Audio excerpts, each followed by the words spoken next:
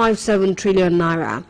The order, which was signed on Wednesday, also scrapped the 30% Frontier Exploration Fund under the PIA and stopped to buy 30% management fee on profit oil and profit gas retained by the Nigerian National Petroleum Company Limited. The order, effective from 13th February 2026, is aimed at safeguarding oil and gas revenues due to the Federation and improving remittances into the Federation account. Meanwhile, the Revenue Mobilization Allocation and Fiscal Commission has said President Bola Tinubu's recent executive order on the direct remittance of oil and gas revenues will strengthen inflows into the Federation account and curb long-standing leakages. The Commission, in a statement issued today by its chairman, Dr. Muhammad Shehu, commended the President for what it described as a decisive intervention in the management of oil and gas revenues.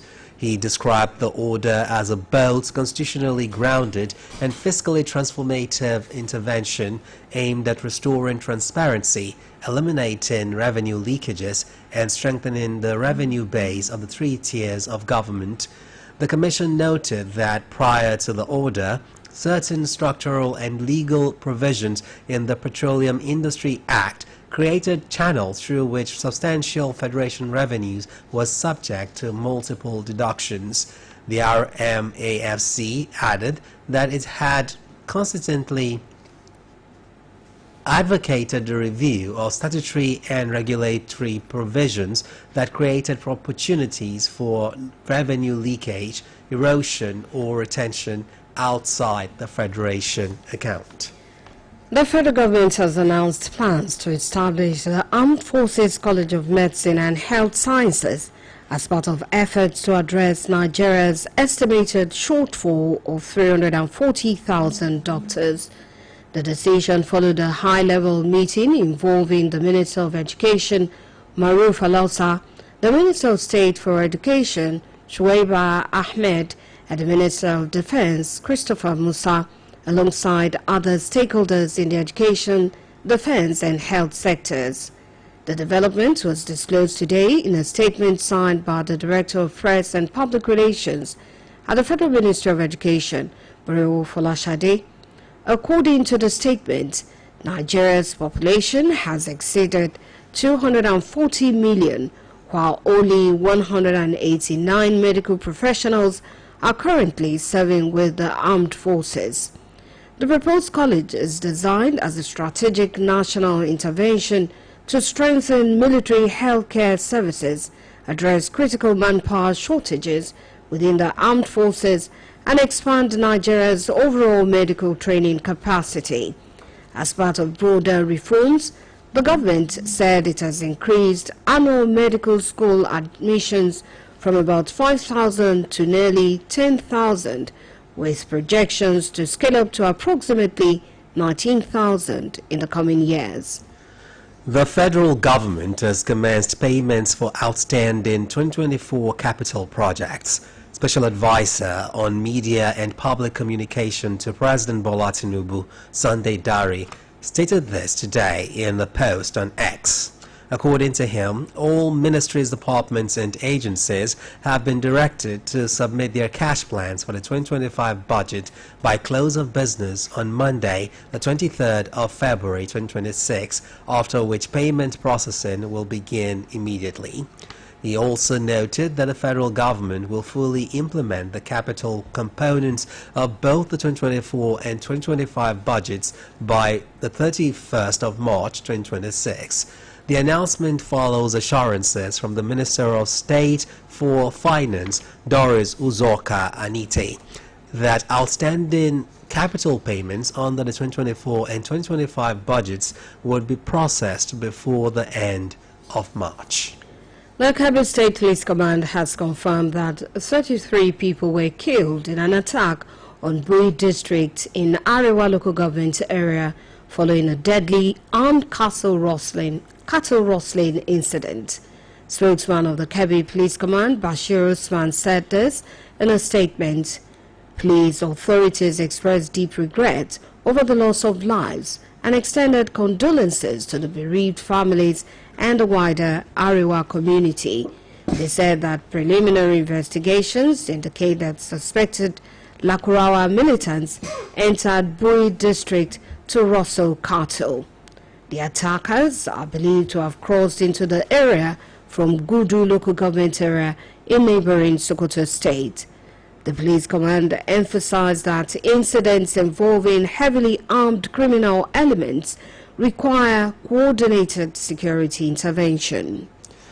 The Pan-Yoruba socio-political organization, Afenifere, has commended Southwest governors for establishing the Western Nigeria Security Network, codenamed Amotekun, and urged them to further strengthen the outfit for more effective service delivery. The National Publicity Secretary of the group, Comrade Jare Ajayi, made the call while featuring on the BCOS TV's Current Affairs Breakfast program, AM 120. Our reporter, Olamide Owolabi, has more. Afenifere recently raised concerns over rising cases of insecurity in state bordering the southeast, warning that increasing terror attacks could heighten fears of bandit infiltration into the southwest region. Speaking on the program AM 120, the National Publicity Secretary of Afenifere, Comrade Jare Ajayi, decried the recent killings of individuals in their homes, describing the incident as a disturbing contradiction to the long-held belief that homes are places of safety. He attributed the worsening security situation to delayed responses by relevant authorities and reiterated the group's concern over the continued loss of lives across the country. When we notice that these things are happening up north there, we've always been shouting, we've always been making a lot of noise, particularly during the regime of initially President Goodluck Jonathan, and that throughout the 8 years of President Muhammadu Buhari. Now it is happening. It has even gotten worse, no doubt about that. But what is happening right now, beyond whatever motivated the thing, the idea, the intention of getting more money, that is the economic aspect of it, the money they are getting from abduction and from kidnapping. They also have the intention of territory, acquiring territory, driving people away from their homelands and taking over. As well, there is in recent times now, there is the political aspect angle to it. That must be stated. Political angle in the sense that certain faces being seen in the corridors of power are not acceptable to certain forces. So they want to do everything humanly possible to discredit the regime and get it out of it. Also contributing to the discussion, security expert Dr. Wale Ayedun observed that Nigeria appears to lack a proactive approach in addressing the nation's security challenges. Dr. Ayedun expressed concern that the allocation of lands reportedly controlled by traditional rulers in Kwara State to Fulani herders for ranching has aggravated tensions. Noted that similar attacks recorded in other states suggest possible ulterior motives behind the violence. On the issue of foreign intervention, the security expert explained that Nigeria possesses well-trained security personnel capable of addressing insecurity, but however stressed that political interference has continued to undermine their effectiveness, warning that foreign assistance may also yield limited results if political constraints persist. Apart from the cost to Nigeria, it's even a disgrace for a foreigner to come here and do our security arrangement for us. They can't do it the best way that we can pay us. We have trained personnel here that are trained with our hard-earned money here that can do the job. They were not given the right atmosphere to express themselves. They will not know unless they collaborate with our people, our personnel on ground. And if the kind of politics they are playing with these activities, security issue, is still going on, this will not achieve anything. They will just abandon the place and go in one night. Clearly, that our leaders should be proactive. All of us should count security issue as part of our duties. That is the way out.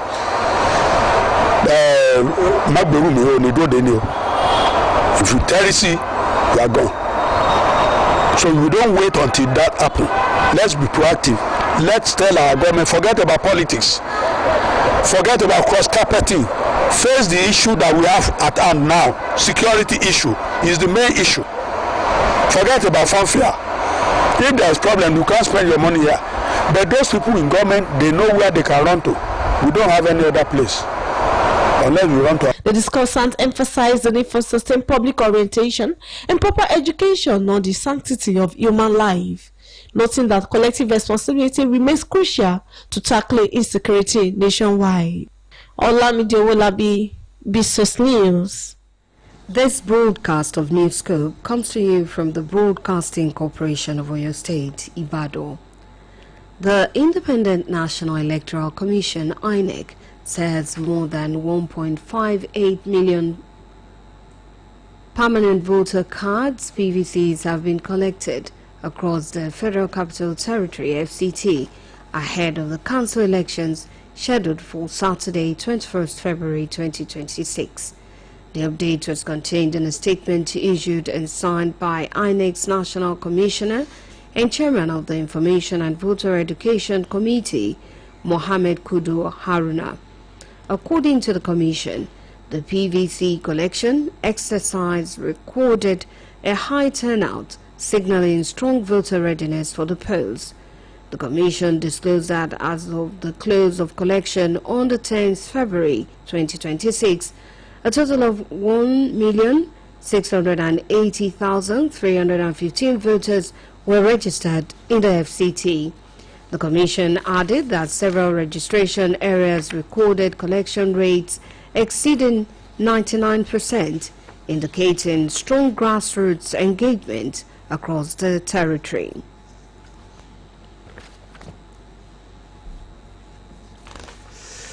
Meanwhile, the Nigeria Police Force, Federal Capital Territory, FCT Command, has announced a 12-hour restriction on movement across Abuja and its environs ahead of the council elections scheduled for tomorrow, Saturday, February 21st of February 2026. In a statement, the Police Public Relations Officer of the FCT Command, Josephine Ade, said the movement will be restricted to ensure security and the smooth conduct of the polls. The police clarified that the restriction will apply to all residents except essential service providers and duly accredited election officials. The command also called on residents to remain peaceful and cooperate with security agencies. In another development, the People's Democratic Party, PDP, has expressed dismay over the withdrawal of some of its chairmanship candidates from the forthcoming Abuja Local Council elections, calling the move anti-democratic in every sense. The party also warned that it reflects a troubling trend in the party's leadership. Describing the development as a symptom of a broader problem, the party accused some leaders of fostering what it terms would democracy. The statement also warned that such actions could foreshadow attempts to manipulate presidential elections. The PDP said it had previously acted against such behavior within the party, adding that some members were excommunicated in order to rebuild a strong opposition party prepared for a struggle to return to power by 2027. The National Examination Council, NECO, has announced that this year's Common Entrance Examination into junior secondary schools of the federal government colleges nationwide will be held on Saturday, the 6th of June, 2026. The statement issued by NECO in Abuja explained that only primary 6 pupils who shall not be less than 10 years in September this year are eligible to write the examination. Parents, guardians and teachers have been directed to visit NECO website www.neco.gov.ng for registration of candidates for the Common Entrance Examination. They are also directed to click the step-by-step guide online through the NECO portal for details on the registration.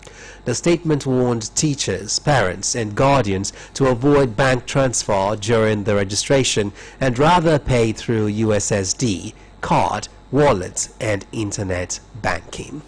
An early morning fire outbreak has engulfed the Fatima Simra multi-purpose market in the Qatar quarters, Nasarawa local government area of Kano State. The incident comes barely a week after an inferno at the popular Thinker Market destroyed goods worth several millions of naira. The latest fire, which reportedly started in the early hours of today, razed several shops, mainly occupied by small-scale businesses engaged in oil production and the recycling of plastics and nylon. Nino Abdullahi confirmed the incident, stating that firefighters were still battling to contain the blaze.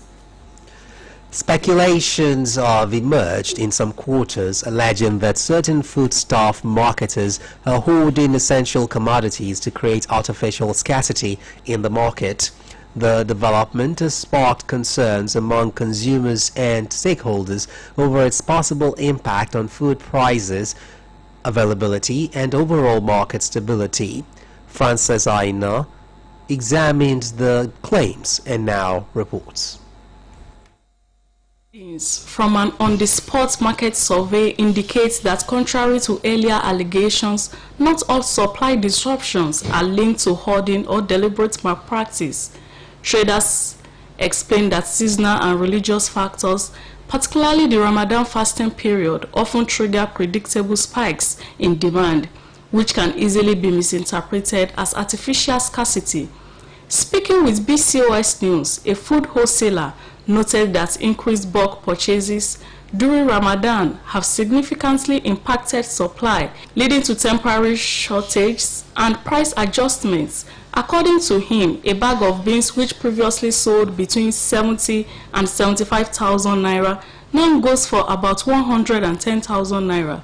Similarly, a bag of gari, earlier priced at 16,500 naira, is currently being sold for 19,000 naira. Ordering of goods, it depends on the market need. Now, for example, onion is still on the minimum. We are selling the big bag for 90,000 naira and the small bag for 60,000 naira as of today.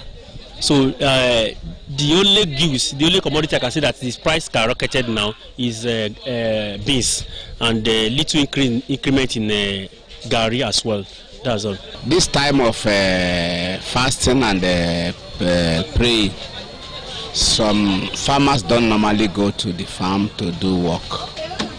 So it is what they have on ground they will sell. So that may be number one thing that causes the rising of the price for now.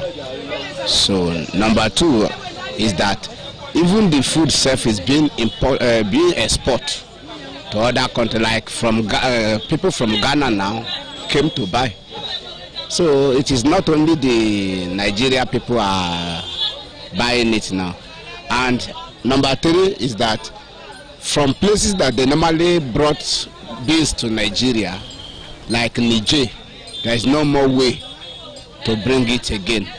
Some consumers who spoke with BCOS News confirmed that the price increase has placed additional strain on their household budgets, forcing many to buy smaller quantities than usual. The price go higher small because of Ramadan, but after the Ramadan, definitely the price will come down small. So that is what I just noticed now. I came to the market today, so I just discovered that the price has gone higher small, not too much. Both traders and buyers attributed the situation largely to heightened demand associated with the fasting season. They expressed optimism that food prices and supply levels will stabilize after Ramadan. Frances Aino, BCOS News. On the foreign scene, the U.S. Supreme Court has struck down tariffs issued on countries worldwide last year by President Donald Trump. The court says Trump did not have the authority to enact the tariffs, which he pursued under a law meant for use in national emergencies. President Trump's tariff threats and impositions have been central to a global trade war that he initiated early in his second term as president, which has strained ties with trading partners and affected global markets. Lower federal courts had previously issued decisions against the Trump administration on this issue. To end this edition of Newscope, here again are the top stories. The federal, state and local governments may receive additional revenue allocations of about 14.57 trillion naira following the recent executive order signed by President Bola Tinubu.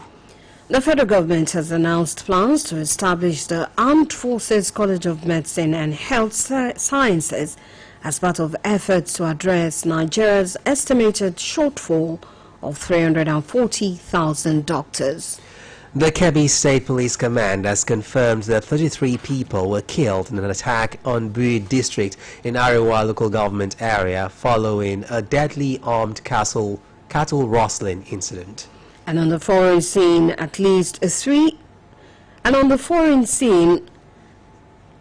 the U.S. Supreme Court has struck down tariffs issued on countries worldwide last year by President Donald Trump.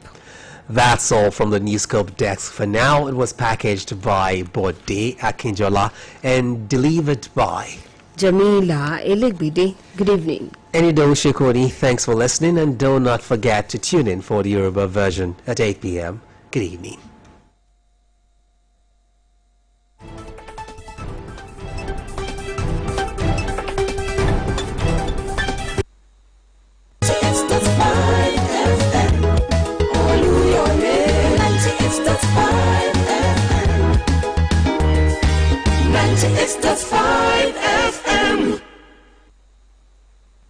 Oluyole FM.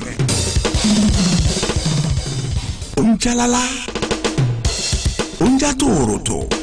Oluyole FM.